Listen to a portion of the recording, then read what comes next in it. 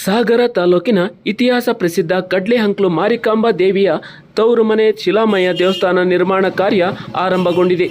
ಈ ದೇವಸ್ಥಾನದ ನಿರ್ಮಾಣಕ್ಕೆ ಮುರುಡೇಶ್ವರದಿಂದ ಆಗಮಿಸಿದ ಶಿಲೆಗಳಿಗೆ ಜಾತ್ರಾ ಸಮಿತಿ ಹಾಗೂ ಭಕ್ತರಿಂದ ಭಕ್ತಿಪೂರ್ವಕವಾಗಿ ಬರಮಾಡಿಕೊಳ್ಳಲಾಯಿತು. ಸುಮಾರು 1,20,00,000 ಅಧಿಕ ವೆಚ್ಚದಲ್ಲಿ ಈ ದೇವಸ್ಥಾನ ನಿರ್ಮಾಣವಾಗುತ್ತಿದೆ.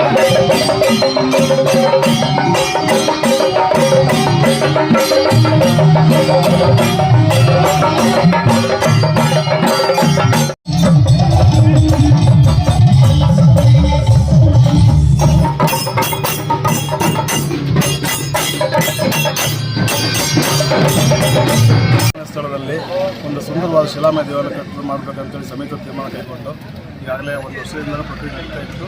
ಈ ದಿನ ಪೊಲೀಸರನ್ನು ಮುಗಿದಿದೆ. ಈ ದಿನ ಮುರುಡೇಶ್ವರದಿಂದ 1ನೇ ಹಂತದ ಶಿಲೆಗಳು ಬಂದಿರುತ್ತದೆ. ಅದನ್ನು ಅದ್ದೂರಿಯಾಗಿ ಮೆರವಣಿಗೆ ಮೂಲಕ ತಂದು ಇವತ್ತು ತಿಳಿಸ್ತಾ ಇದ್ದೀವಿ. ಹಾಗೆಯೇ ಈ ಒಂದು ದೇವಾಲಯಕ್ಕೆ 1,20,00,000 ರೂಪಾಯಿದ ಖರ್ಚಿದೆ.